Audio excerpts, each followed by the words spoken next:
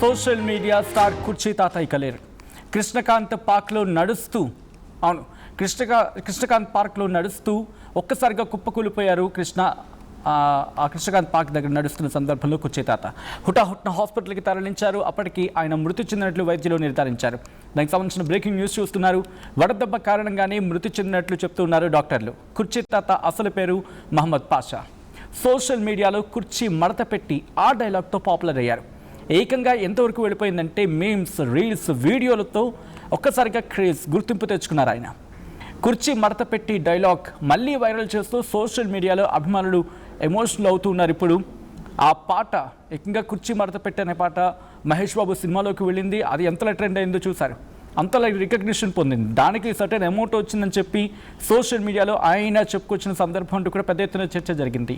అటువంటి కుర్చీ తాత ఇక లేడు. ఇకపై అటువంటి డైలాగులు వినిపించాం. కొన్ని సందర్భాల్లో నిర్మోహమాటంగా ఉన్నది ఉన్నట్టు కుంట బద్దలు కొట్టి మాట్లాడి మనసత్వం, వ్యక్తిత్వం అనేది కూడా కొన్ని సందర్భాల్లో సోషల్ మీడియా వేదికగా వినిపించింది.